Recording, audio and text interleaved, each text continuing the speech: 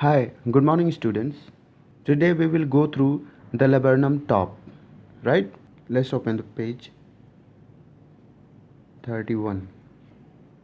31. Here we go.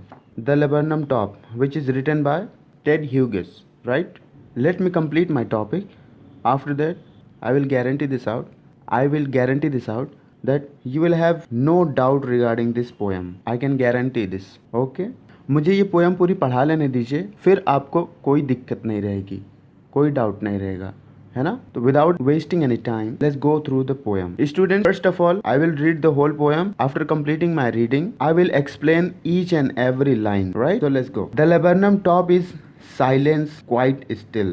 In the afternoon yellow September sunlight, a few leaves yellowing, all its seeds fallen, till the goldfinch comes with a twinkling chirrup, a suddenness, a startlement at a branch end, then sleek as a lizard, and alert and abrupt. She enters the thickness, and a machine starts up of chirrupings and a tremor of wings and thrillings. The whole tree trembles and thrills.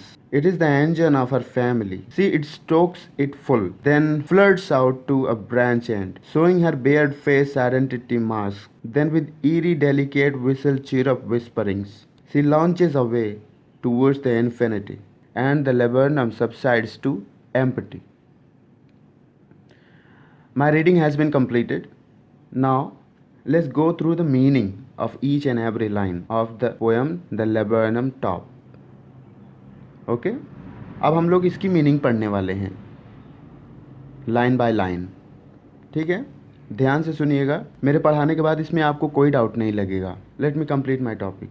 The laburnum top is silent quite still. Laburnum top, what is laburnum top? Laburnum top you can see here. Laburnum, a short tree with hanging branches, yellow flowers and poisonous seeds. Laburnum means एक पेड़ का नाम है. A name of tree, laburnum. Okay ये जो पेड़ है इसके टॉप पर, इसके ऊंचाई पर, जैसे मान लेते हैं फॉर एग्जाम्पल, अगर ये हमारा लेबरनम ट्री है हमारा, तो इस पेड़ के टॉप पर, यानी तो वही कह रहे हैं the laburnum top is silent quite still. जो लेबरनम का टॉप है, जो लेबरनम ट्री का एकदम टॉप वाला पोजीशन है, वो हमेशा कैसा रहता है?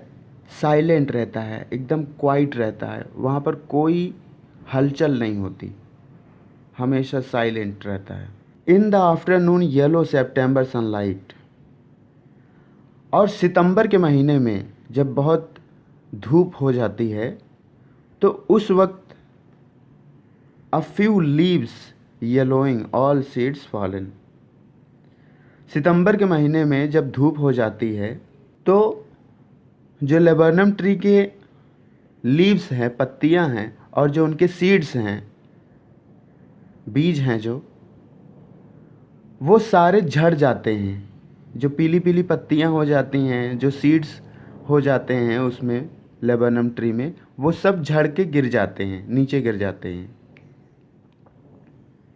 Till the gold finch comes with a twitching chirp, a suddenness, a startlement at a branch end. Gold finch, what is the meaning of gold finch? You can see here a small singing bird with yellow feathers on its wings. एक छोटी सी चिड़िया, goldfinch means एक छोटी सी चिड़िया जिसके पंख पीले पीले होते हैं, उसी का नाम होता है गोल्डफिंच. यानी पोएट कहना चाहते हैं कि ये जो लेबरनम ट्री है उसके टॉप पर हमेशा साइलेंट रहता है, हमेशा कोई हलचल नहीं होती, एकदम साइलेंस रहता है, कोई हलचल नहीं होती वहाँ. लेकिन जब सितंबर का महीना आ जाता है, जब वहाँ पर धूप हो जाती है आफ्टरनून में, दोपहर में, तो वहाँ की जो लेबरनम ट्री की जितनी भी लीव्स हो गई हैं, येलो लीव्स, जितने भी लीव्स हैं और जितने भी सीड्स हैं, वो सब नीचे गिर जाते हैं. Till the gold finch comes with a twitching chirp. Till the gold finch comes with a twitching chirp.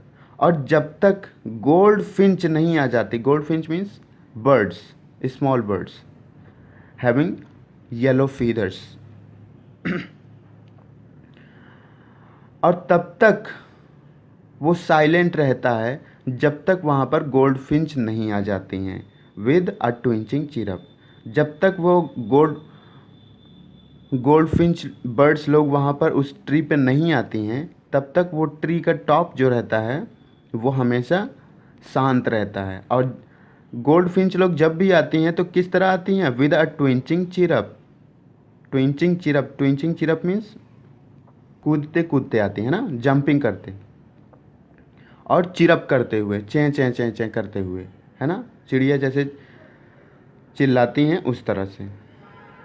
A suddenness, a startlement at a branch end, a suddenness, a startlement at a branch end. और अचानक से वहाँ पर सब लोग रहने लगते हैं, अचानक से वहाँ पर सब लोग रहने लगते हैं। अभी तक देख रहे थे कि पूरा टॉप हमारा साइलेंट था, क्वाइट था, कोई वहाँ पर हलचल नहीं थी, कोई वहाँ पर नहीं रहता था, कोई ना बर्ड्स, ना जानवर, ना छोटे छोटे गिलहरी, ना कुछ भी, कोई नहीं, कुछ नहीं रहता था वहाँ पर। लेकिन अब अचानक से जैसे ही गोल्डफिंच लोग आ गए तो वहाँ पर बहुत सारे जानवर रहने लगे। गोल्डफिंच तो आ गई, वो तो रहने ही लगी, लेकिन गोल्डफिंच के अलावा भी वहाँ पे और लोग भी सेटल हो गए, है ना। एट अ ब्रांच एंड, है ना, ब्रांच की एंड तक, जहाँ पे ब्रांच के एंड है, जहाँ पे ब्रांच ख़त्म होती है, ये जो ब्रांच ख़त्म हो रही है ना,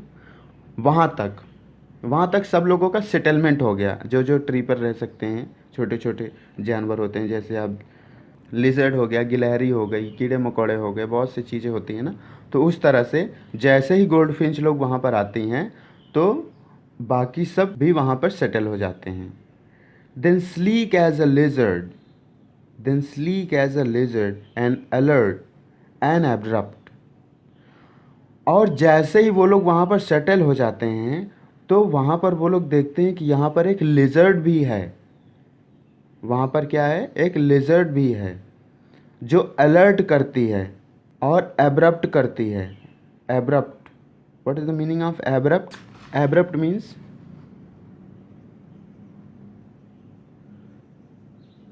abrupt means sudden, sudden, or you can say unexpected, or you can say unexpected, unexpected, right? अचानक, हिंदी में बोले तो अचानक।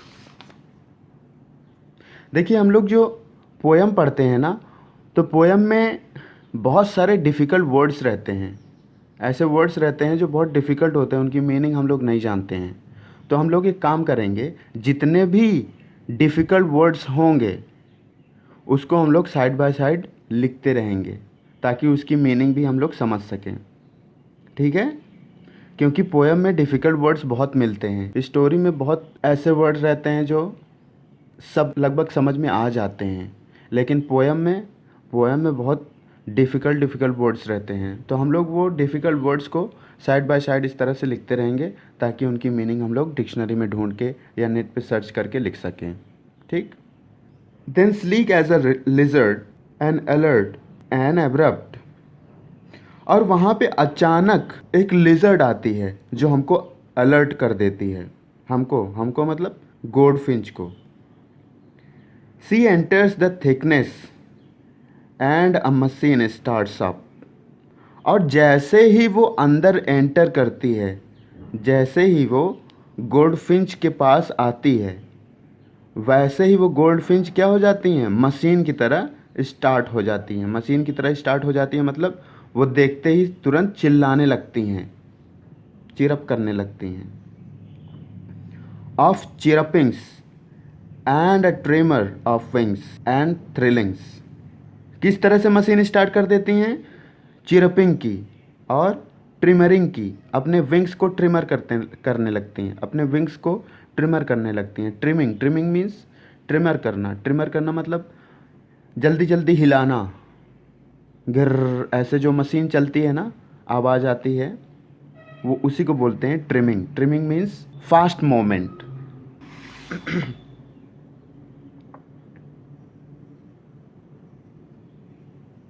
Trimmer, fast moment. ओके, बहुत जल्दी जल्दी हिलाना, ट्रिम करना। Okay, of chirping and tremor of wings and thrillings. जैसे ही वो छिपकली, जैसे ही वो लिजर्ड उन लोगों के पास आती है, वैसे वो लोग मशीन के जैसे स्टार्ट हो जाती हैं, चिरपिंग करने लगती हैं, ट्रिमरिंग करने लगती हैं और थ्रिलिंग करने लगती, हिलाने लगती हैं पूरी, है ना, डालियाँ ही पूरी हिलाने लगती हैं। The whole tree trembles and thrills. और इस तरह से पूरा पेड़ जो है वो एकदम हिलने लगता है, एकदम थ्रिल करने लगता है। It is the engine of our family. और इसी को हम लोग क्या बोलते हैं? इंजन कहते हैं। किस चीज़ की इंजन? उनके फैमिली की इंजन। ये आगे चल के क्वेश्चन भी बन सकता है ना। लिजर्ड उनके करीब आने लगती है तो वो लोग ट्रिमरिंग करने लगती हैं, वो लोग चिरपिंग करने लगती हैं, वो लोग थ्रिलिंग करने लगती हैं। तो यही चीज़ हमको वहाँ पर लिखना पड़ेगा। She stokes it full then flirts out to a branch end. वो जितना उनसे हो सकता है उतना वो लोग हिलाती हैं, उतना उसको स्टोक करती हैं। जितना उनसे हो सकता है उतना उस डालियों को हिलाती हैं, उतना चिरप करती हैं, उतनी मेहनत से वो लोग भगाने की कोशिश करती हैं जितना उनसे हो सकता है।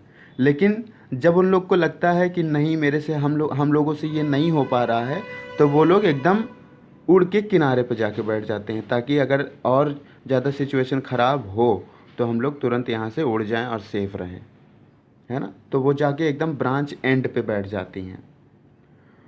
शोइंग हर बेयर्ड फेस आइडेंटिटी मास्क। और वो लोग एकदम अपना बेयर्ड फेस दिखाती हैं। बेयर्ड फेस मीन्स डरावना फेस, है ना, ऐसा फेस जो देखकर डर जाए।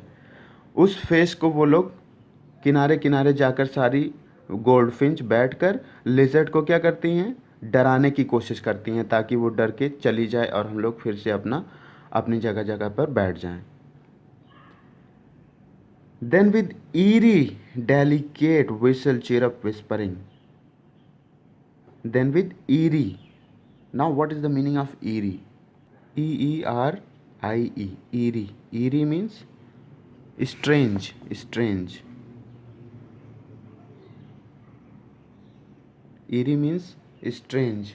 Or you can say frightening.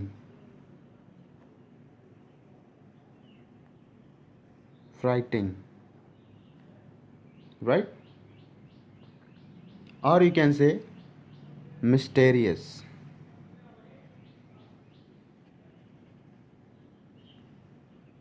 Mysterious.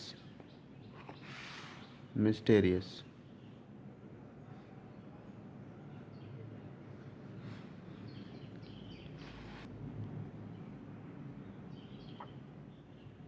तो इस तरह से हम लोग देखिए डिफ़िकल्ट वर्ड्स के मीनिंग हम लोग एक साइड बाय साइड लिखते जा रहे हैं, ताकि वो हमको याद हो जाए।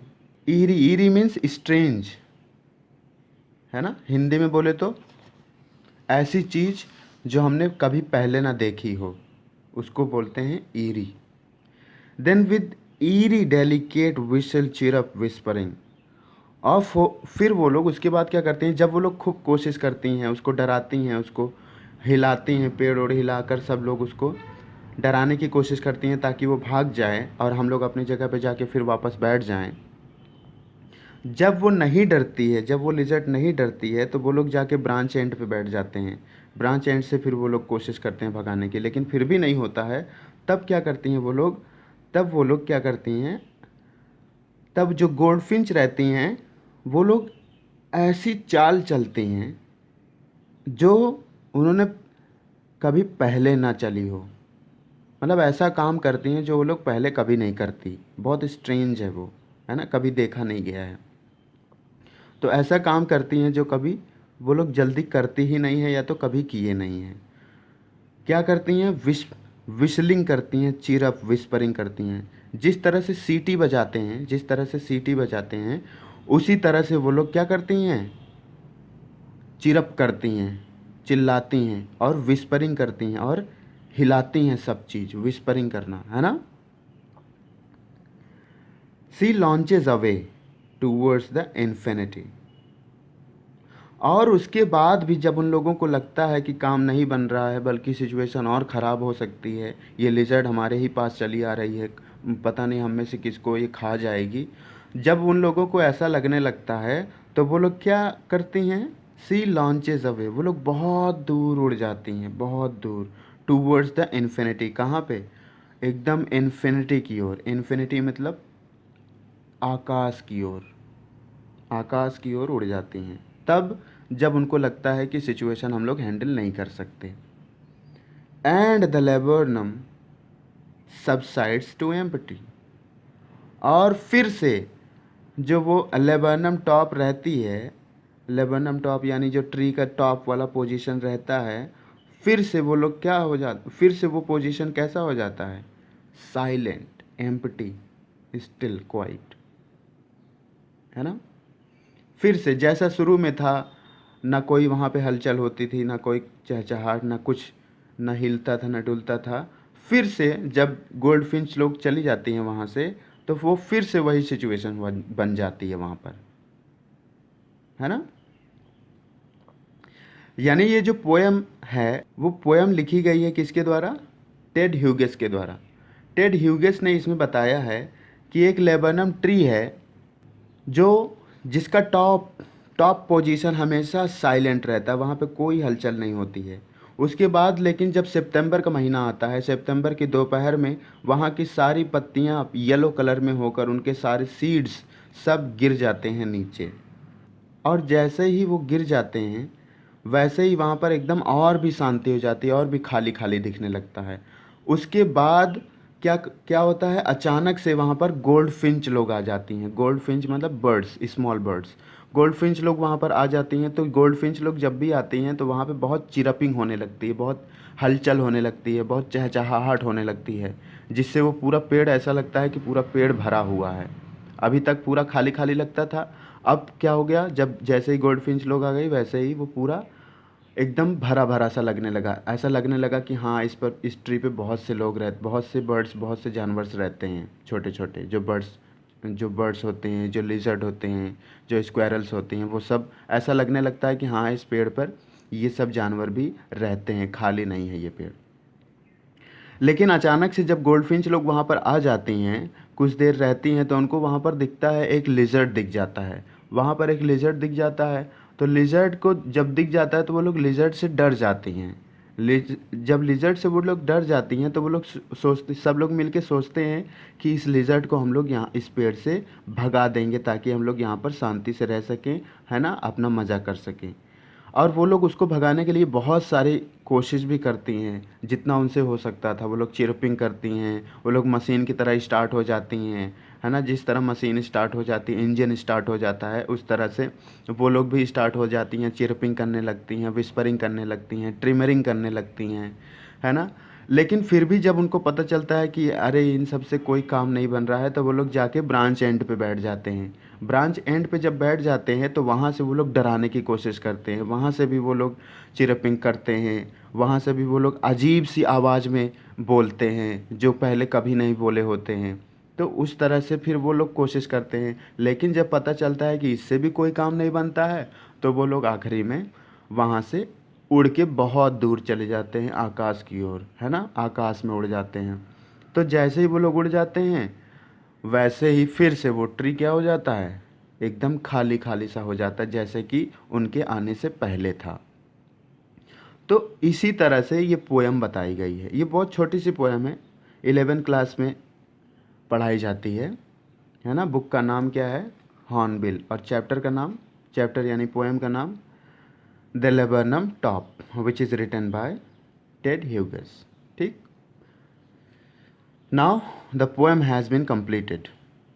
The study of poem has been completed. Now you can write your question answer. You can attempt your questions and answers yourself. Okay.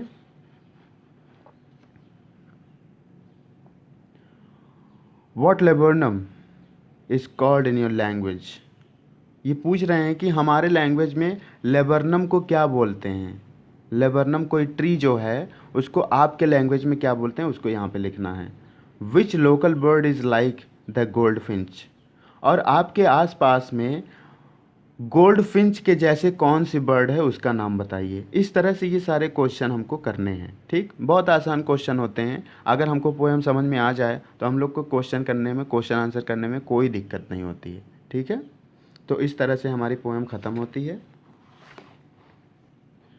जब भी कभी हम लोग पोएम पढ़ते हैं तो हम लोग उसमें जितने भी पोएम हो, चाहे स्टोरी हो, चाहे नॉवेल हो, चाहे कुछ भी हो, चाहे कोई आर्टिकल हो, चाहे कुछ भी हो, जब भी हम लोग उसको पढ़ते हैं तो हम लोग के पास एक डिक्शनरी होनी चाहिए, ताकि जब हम उसको पढ़ें और जब हमारे सामने कोई डिफ़िकल्ट वर्ड आ जाए तो उसको हम लोग कॉपी में लिख कर याद कर सकें, ताकि वो मीनिंग याद हो जाए। ठीक, तो आज तक के लिए इतना ही।